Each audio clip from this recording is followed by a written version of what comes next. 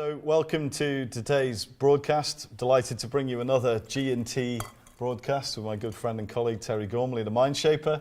And as we normally do with these, we like to focus on questions that have come in from our audience, from people that have either emailed us or called us with a particular question, something that's maybe stimulated, I'm interested in this buying businesses thing, but... Yeah, what is this buying businesses thing? How does it work? Yeah, exactly. Because actually, if you go out there and say, oh, I'm going to buy a business with none of my own capital and none of my own money, people look at you like...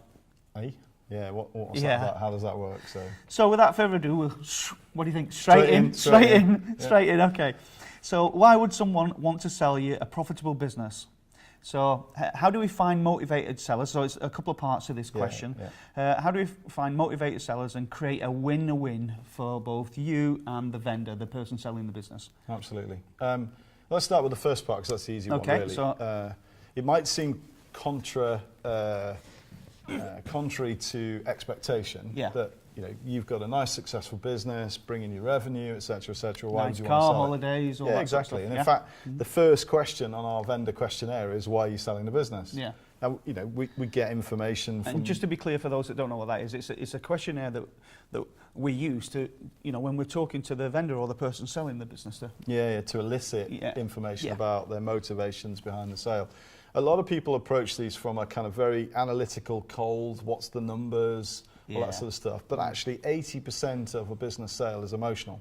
It's irrational, not rational. In just the same way as our conscious minds only represent the tip of what's going on in our brains, our subconscious drives a huge amount of what we do. Then the same thing applies in terms of motivation behind the seller of a business. Well, but if I'm sure the guys watching this will be thinking, so I've got a really good business, it's making me a lot of money. Why would you sell a business like that? Why would you do that? Well, let me give you a couple of examples. Probably the easiest way to illustrate it. So, example A was a business where there were 3 owners. This was one that we bid on. 3 owners where 2 of them were approaching 60 and 1 was 10 years younger. Okay, so their view was to exit the business was the best solution. And you'd think, well, why wouldn't the younger one buy out the other 2? That was the first question. So the answer to that was, I don't want to be left on my own. Do you know that's so common? I love what I do. I don't want to give up work. I don't want to finish what I do, but I don't want to be the last man standing. And for those of the business owners and entrepreneurs and even the self-employed people out there, being in business, or especially at the top of the tree, is quite a lonely place, isn't it? So that was the reason. So obviously my thought process was then, well, okay, but I need to keep him engaged in the process. So I didn't want to buy out all of his shares because the risk of him then going is, okay, that's a bit iffy.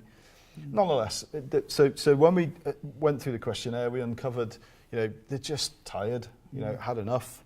They've paid off the houses, put the kids to university, paid for the weddings, and now it's like, okay, what's my time? And one of the questions I said was, what are you going to do after the sale? Oh, well, I'm going to walk the dog on the beach, and I'm not going to have to do that horrible drive to the office every day. So they're very human, natural reasons why people just get to a point where it's like, I need to get out. Do you know, what you've just done is sparked something in my mind there about a survey that I put out a couple of years ago to quite a lot of business owners, entrepreneurs, and the whole survey, 94% of business owners didn't have an exit plan. They didn't know. So that tells me that people are floating through their life in their business, having no idea what their exit plan is. And they just wake up one day and go, okay, time to go. Do you know what? And it might be, I'm guessing it might be a specific incident that happens, maybe, unfortunately an illness or something happens, a realisation. Lots of that.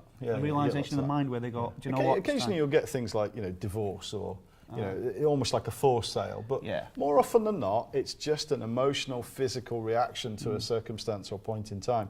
The other example, just quickly, was someone at a different place, mid-40s, very successful business, growing, making tons of money. He's got his Aston Martin. You think, why would you sell that? That any business owner, why would you sell that? Any business owner would aspire to run a business like that. And when I ask the question, it's like, well, it's an opportunity cost. If I wait another 3 years, I have a plan, but between now and the next 3 years, anything could happen. Who's to say that my grand plan to exit in 3 years' time the circumstances will be everything that I hope they'll be. And if I can get an offer today that locks in value for my business, because he's no schmuck, he knows what it's worth, I'm better off doing that deal today than, so he's not the most motivated vendor, but he's certainly up there in terms of, if we can get the right deal, the deal's a good one. And so what appears to be a great business is a great business, nothing wrong with it at all, but there are reasons underpinning why a vendor would want to exit. Yeah, and I think that's always the case. There are always going to be, and when we talk about reasons, maybe a better way to say that is things that are important to people. Maybe it's, maybe it's time to, which was key for us recently, time to retire to Florida, or do the things you've always wanted to do, and put off because you've been working to, to put your kids through university and then their kids through school and make sure everybody's right. And now it's time, it's time to kind of. So I think perhaps what underpins the question is, well, if the business is good, why would anybody sell it? There are reasons, good reasons why it's still for sale. So it doesn't mean the business isn't any good. No. There's one other category that's probably worth checking into the mix. Sometimes big corporates have smaller businesses or divisions that are no longer core. And actually they just want to get rid. Again, nothing really wrong with the business per se, but there's just a logical reason that's nothing to do with the company why it's for sale. So that it's worth bearing in mind. So, and I know we could talk all day with these questions that come in. They're amazing. We could talk all day, and I'm sure whatever we do with these, people will love it. But we really need to go on to the next bit of the question, which is so where would we find motivated sellers, and why is it important, that word motivated sellers? Well, okay, so motivated sellers in a truer sense is really important, because fundamentally in getting a deal done, there are layers of complexity. It's a process, it's a step-by-step process, but at every step there's a degree of complexity that you're going to have to overcome. And so what happens often is deal fatigue. Basically, a vendor just gets, you know what, I'm worn down by this process.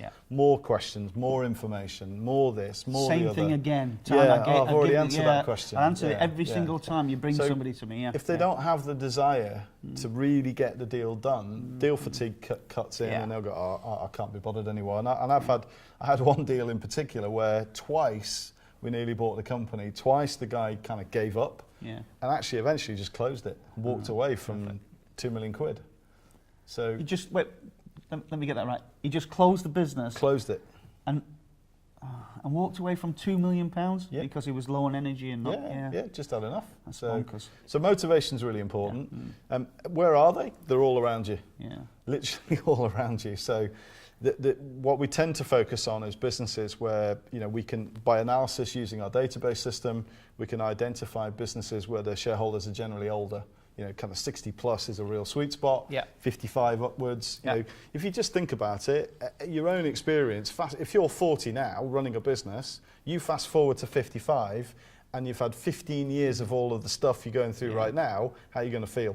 So just project in your mind. It's not too difficult to realise that you probably are going to fall into that category at some stage. So we don't have much time left on this episode of I know, right? We don't have much time. I want you to just give us sort of 30 to 45 seconds on what do you mean by a win-win agreement for both the buyer and the vendor?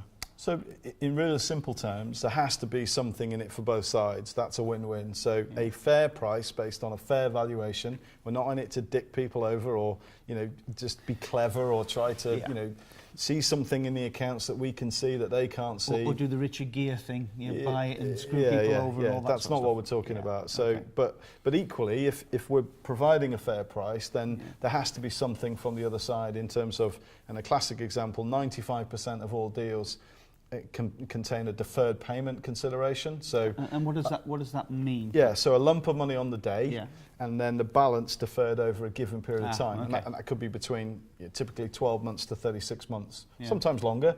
But that's where there's a shared common interest in the outcome for the business, really. So that's a very quick summary of what a win-win deal might look like. Well, unfortunately, buddy. Come to the end of time for today. We've got some gin to drink. So cheers. Cheers, everybody. And we'll see you on the next one. So subscribe, get in touch. Let's get some dialogue going. Hope you enjoyed it, and we'll see you next time. Cheers.